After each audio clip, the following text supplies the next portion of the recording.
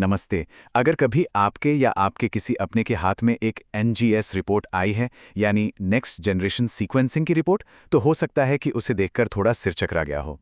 देखिए, कैंसर या जेनेटिक बीमारियों में ये टेस्ट आजकल बहुत कॉमन हो गया है, पर इसकी रिपोर्ट को समझना सच कहूँ तो थोड़ा मुश्किल हो सकता है। क्या वो रिपोर्ट भी कुछ ऐसी ही दिखती है? कई सारे पन्ने और उन पर ऐसे ऐसे टेक्निकल शब्द लिखे हुए हैं जो शायद पहले कभी सुने ही ना हो। अगर ऐसा है और इसे देखकर थोड़ी घबराहट हो रही है तो यकीन मानिए ऐसा महसूस होना बिल्कुल नॉर्मल है। लेकिन फिक्र की कोई बात नहीं है। आज हम मिलकर इस मुश्किल सी दिखने वाली रिपोर्ट को ना बिल्कुल आसान भाषा में समझेंगे, एक एक करके, स्टेप बाय स्टेप, ताकि ये पता चल सके कि आखिर ये रिपोर्ट कहना क्या चाह रही है। तो चलिए देखते हैं कि आज हम क्या क्या जानने वाले हैं। सबसे पहले तो यही समझेंगे कि भाई ये एनजीएस रिपोर्ट होती क्या है। फिर हम इसके पहले पन्ने से शुरू करके इसके सबसे ज़रूरी हिस्से यानी रिजल्ट्स पर पहुंचेंगे। जितने भी मुश्किल लगने वाले टेक्निकल शब्द हैं उन्हें आसान बनाएंगे, एक्सपर्ट की राय का मतलब समझेंगे और हाँ, सबसे आखिर में इस पर भी बात करेंगे कि इस रिपोर्ट के बाद अगला कदम क्या होना चाहिए। तो चलिए सबसे बुनियादी सवाल से ही शुरू करते हैं। आखिर ये एनजीएस रिपोर्ट है क्या भला, और ये इतनी ज़रूरी क्यों मानी जाती है? अच्छा, इसे ऐसे समझिए। मान लीजिए कि हमारे शरीर के अंदर एक बहुत बड़ी लाइब्रेरी है जिसमें हजारों लाखों किताबें हैं। ये किताबें ही हमारे जीन्स हैं। अब एनजीएस एक तरह का सुपर फास्ट रोबोटिक स्कैनर है जो एक ही बार में इन सारी किताबों को स्कैन कर लेता है और ये ढूंढता है कि कहीं किसी किताब में कोई स्पेलिंग मिस्टेक तो नहीं है। डीएनए में इसी स्पेलिंग मिस्टेक को म्यूटेशन कहते हैं, जो किसी बीमारी की वजह हो सकती है। ठीक है, तो अब रिपोर्ट को खोलते हैं और नज़र डालते हैं इसके पहले पन्ने पर, जहां सारी बेसिक जानकारी दी होती है। यकीन मानिए, ये हिस्सा समझना सबसे आसान है। पहले पन्ने पे आपको 3 मुख्य बातें मिलेंगी। पहली, सैंपल टाइप, मतलब जांच के लिए डीएनए कहां से लिया गया, खून से, टिश्यू से या लार से। दूसरी चीज़, टेस्ट पैनल, यानी डॉक्टर ने कौन से खास जीन्स को जांचने के लिए कहा है। और तीसरी, इंडिकेशन, मतलब ये टेस्ट करवाया ही क्यों गया, जैसे ब्रेस्ट कैंसर की स्क्रीनिंग के लिए। अब आते हैं रिपोर्ट के उस हिस्से पर जिसका हर किसी को सबसे ज्यादा इंतजार होता है, रिजल्ट समरी या मुख्य नतीजे। सच तो यह है कि ज्यादातर लोगों की नजर सबसे पहले इसी पन्ने पर जाती है। यहाँ पर मिले हुए जेनेटिक बदलावों को उनकी गंभीरता के हिसाब से कुछ कैटेगरीज में बांटा जाता है।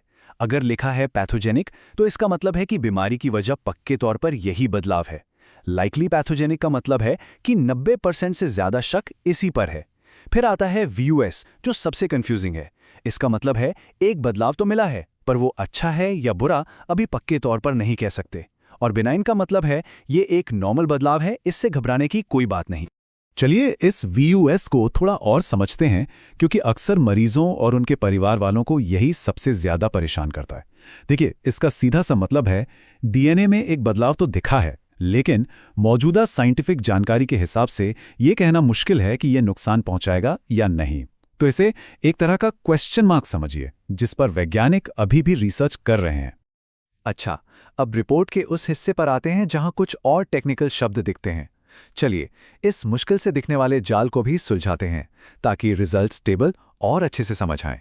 सबसे पहला शब्द है जीन सिंबल। ये कुछ नहीं, बस उस जीन का शॉर्ट फॉर्म नाम है जिसमें कोई गड़बड़ी मिली है। जैसे BRCA1 जीन ब्रेस्ट कैंसर से जुड़ा होता है, या EGFR फेफड़ों के कैंसर से। समझ लीजिए, हर जीन का अपना एक कोड नेम होता है। अगला है वेरिएंट। अब अगर जीन का नाम एक शहर है तो वेरिएंट उस शहर में मौजूद गली और मकान का नंबर है। ये म्यूटेशन का, कह सकते हैं, बिल्कुल सटीक पता होता है।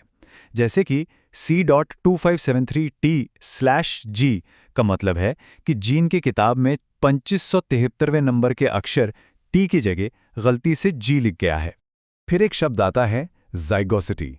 सुनने में थोड़ा भारी भरकम लगता है, पर इसका मतलब बहुत ही आसान है। ये बस ये बताता है कि जीन में जो गड़बड़ी मिली है वो माता पिता में से किसी एक से मिली है या फिर दोनों से। जैसा कि यहाँ साफ दिख रहा है, अगर रिपोर्ट में हेट्रोजाइगस लिखा है तो इसका मतलब है कि गड़बड़ी वाला जीन सिर्फ एक पेरेंट से मिला है। लेकिन अगर होमोजाइगस लिखा है तो इसका मतलब है कि ये गड़बड़ी माता और पिता दोनों से विरासत में मिली है। एक और बहुत ज़रूरी शब्द है VAF।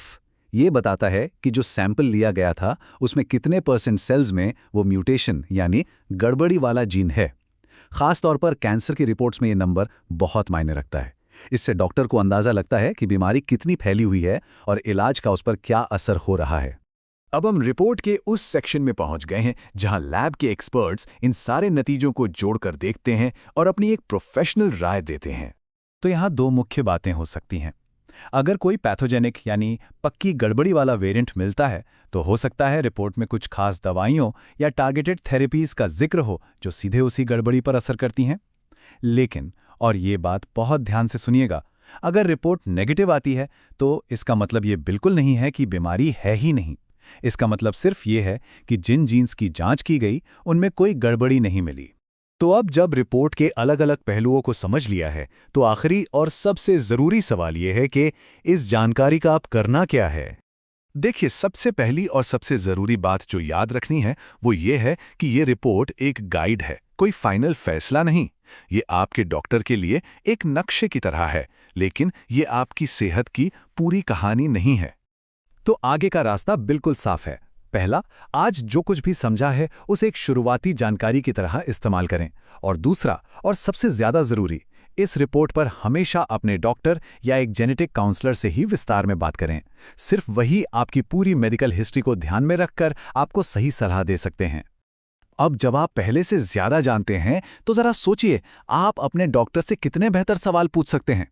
याद रखिए, ये जानकारी आपको अपनी सेहत से जुड़ी बातचीत में एक बराबर और मजबूत भागीदार बनाती है, ताकि इलाज के सफर में मिलकर बेहतर फैसले लिए जा सकें।